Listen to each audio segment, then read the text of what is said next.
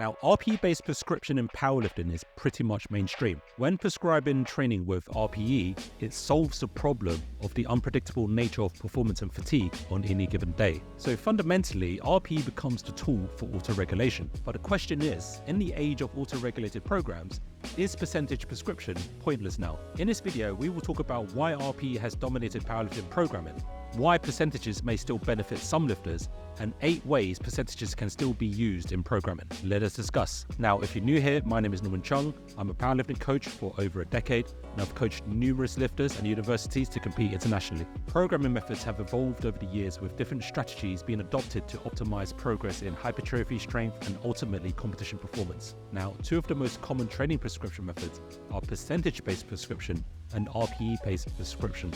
Now, percentage-based prescription, as the name suggests, involves prescribing sessions based on a specific percentage of an individual's previous 1 rep max. This method is precise and straightforward, allowing for easy planning and progression tracking over time.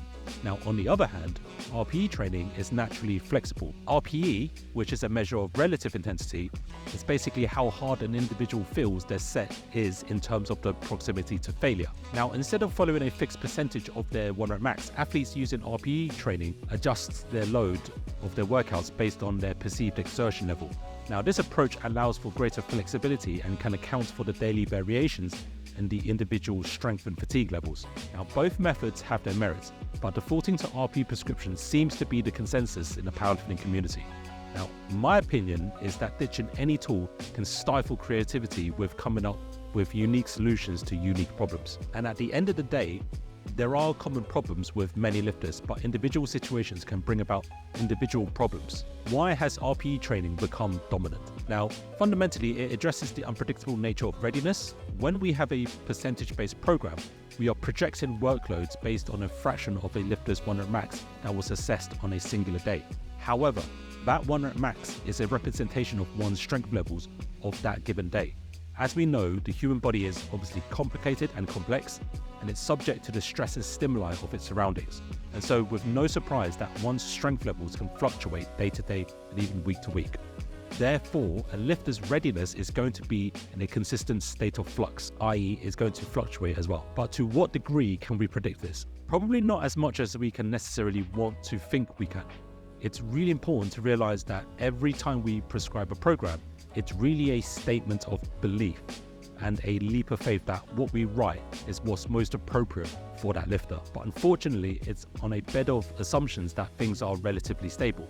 This is where RPE comes into play, to bridge the subjective intensity of the sets that we do to an equivalent absolute intensity, i.e. percentage. Absolute intensity being defined by the percentage of your 1 rep max. Which brings me on to the next thing. It addresses the optimal dose issue. Now, one of the things that we realize as coaches is that for a lifter at any given point in time, there is a hypothetical optimal training dose and a dose response. This is defined by the perfect combination of exercises, volume, and intensity that leads to the greatest rate of progress for that time period. The important thing to take away is that for the selected exercises that you choose as a coach, there is a combination of volume, i.e. sets and reps, and intensity, particularly absolute intensity, that contribute to that training dose. Now, if you were to prescribe loads with percentages based on a 1 rep max from a point in the past, the prescribed percentage or absolute intensity may not necessarily be true to that absolute intensity. Now, if your training readiness is different, the prescribed percentage or absolute intensity may not necessarily be true to that absolute intensity if your training readiness is different. For example, 80% may not truly be 80% for that given day. It may be more than 80% if you were weaker than your programmed 1 rep max, and it may be less than 80% if you were stronger than your programmed 1 rep max. So by using RPE, you can monitor the equivalent absolute intensity that the athlete has been exposed to. And through the process of pitching implemented dose and progress, you can then begin to tweak programming in a way to bring about faster progress to see what works best for an athlete. If you want to find out more, check out this video here where I talk about more about the perfect training dose. Now, back to topic. Now, it also addresses the athlete performance monitoring better. Now, without the use of RPE, whether through rating or prescription, You may find yourself lifting heavier loads in practice, but that doesn't necessarily mean that you're actually getting stronger. This is what I mean. If, for example, in one session you perform 200 kilos for an RPE 6 single, but the next session you end up performing 202.5 kilos, but it was for an RPE 10. So yes, you technically lifted a heavier weight, but the equivalent projected 1 rep max of the first session is probably going to be way higher than the equivalent projected 1 rep max of the second session. So fundamentally, the expression of strength is not synonymous to being stronger. So why is this important? Well, it's important because if you can track what the training dose is and pitch that against the monitored progress of performance, you can then prepare powerlifters to show up strongest in competition. The next thing is that it addresses the athlete agency issue. So a quote that I got from the business management world is, what gets measured gets managed. And to an extent, this matters quite a bit, especially when it comes to the collaboration between the athlete and the coach, who are not necessarily the same person. The question is, whose responsibility is it to measure and manage the intensity and training load? Some say it's the athlete, some say it's the coach. Well, I say it's both, and everyone has to do their part, although through time it can evolve. The fact is that the coach is just one person who is likely going to be working with multiple people. So as a coach cannot necessarily be there all the time to micromanage and watch the athlete all the time and dictate what load that they should or shouldn't be doing, it's not going to be sustainable. So the athlete needs to take some agency over the training process over time. And plus, from a psychological point of view, human beings are generally inherently motivated in wanting to have a sense of agency and autonomy. And appropriately implementing RPE prescription within programming passes some of that accountability and responsibility onto the athlete, giving them some sense of control over their journey. And one important point to note is that RPE isn't meant to be an excuse for the coach to necessarily be lazy with the process. The coach still needs to be responsible for the athlete's learning and understanding of RPE so that they can then best execute and make better decisions in training. Okay, so we know advantages that RPE prescription can have in powerlifting programming. So this begs the question, why percentage is still effective for some lifters? Well, quite simply, here are some common reasons. Sometimes the progression in load matches the overload stimulus. So for the vast majority of late beginners to early intermediates, when prescribed appropriately, percentage-based prescriptions can still offer that ability to hit that stimuli that is sufficient for overloading, but insufficient for necessarily overreaching. And at the end of the day, this is what's necessary for good progress to happen. If done correctly, programming with percentages can happen to coincide within the range that the athlete needs for optimal progress. And so fundamentally, to an extent, it can be luck. And another reason is that it can sensibly progress those who lift too heavy or too light. So sometimes percentage-based prescription can still offer the value of pushing those who tend to lift too light to progress optimally, or it can help those who end up lifting too heavy to hold themselves back a little bit more, so they won't necessarily overtrain too much. Another reason is that overstimulation and understimulation can even out. Over time, it can be the case that from a week-to-week basis, the training dose may not necessarily be optimal when looking at weeks in isolation, but over time, it's entirely possible that overstimulation and understimulation can average out. And so in the long term, you may be able to see good progress over time. And if you really think about it, it wasn't like strong powerlifters didn't exist before RPE became mainstream in powerlifting programming. I think that it's more the case that more people are making better progress through various factors. One of them including better programs from being more creative with programming strategies, and more people being able to manage their fatigue levels much better. So here are ways that percentages can still be useful and how to implement it. So the first one is that RPE takes time to learn, and so the athlete can focus on rating RPEs rather than working up to an RPE. So for newer or younger lifters, RPE takes time to understand conceptually. So percentage-based programming can take its place, because athletes who are generally earlier on in their career probably need to focus a bit more on technique and be given structure and constraints around the programming.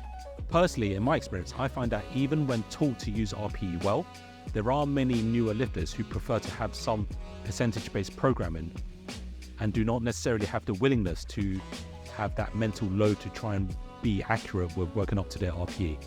At this stage, these lifters can focus on rating with their RPEs rather than trying to work up to an RPE. So the second point is prioritizing quality reps over quantity. Whether it's a lifter who is relatively new or if a lifter is focusing on repatterning their technique, you may want to consider a percentage-based approach so that the lifter can prioritize on technique over performance. Third one is controlling the load cap and prescription. You can also use a combination of RPE and percentage prescription, where the percentage-based prescription exists as a load cap.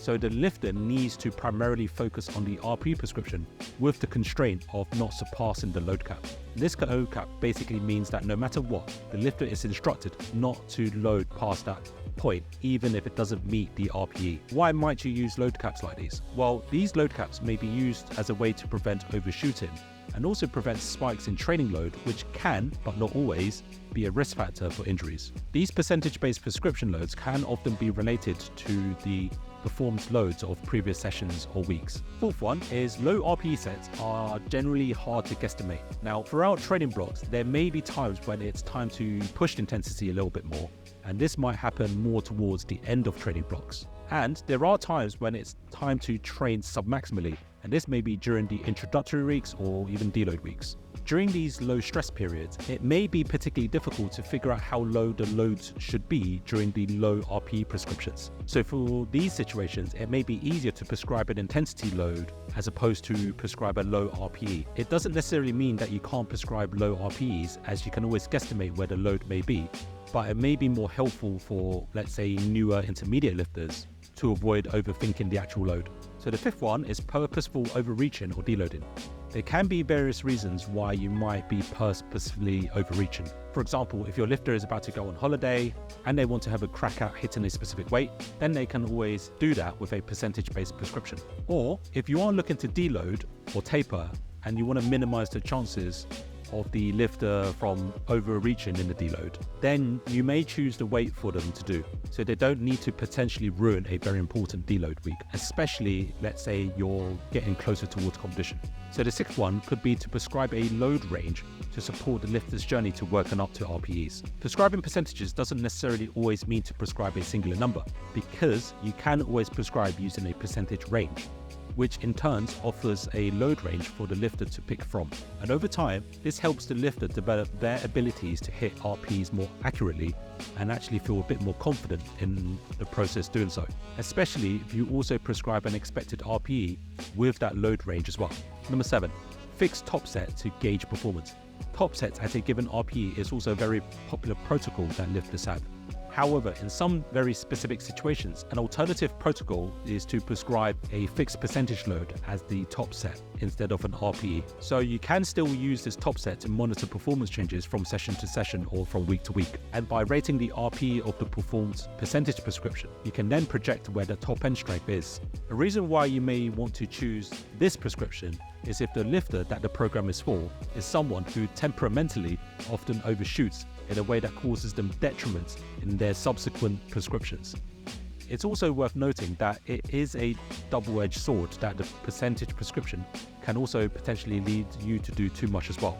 So if you were to adopt this protocol, you have to be careful with thinking about how hard this set can be on a bad day or bad week. Number 8 is to predetermine warm-up sets. Now, percentage prescriptions may not necessarily only be used for the top sets or working sets, but can easily be used to prescribe warm-up set protocols, especially if the lifter does need a bit more of a guidance on the warm-up protocol. Also, the advantage is by having the last warm-up set that is a fixed percentage prescription, i.e. a fixed load, you can always then judge the previous week's RP of the last warm-up set to project what you need to hit for your first working set or top set that's based on an RPE prescription. And this can be a much more predictable approach to hitting your RPEs more accurately, as you then have a like-for-like comparison between last warm-up sets. So that's it for today's video. If you guys found this useful, please click like, subscribe, and I'll see you guys on the next one.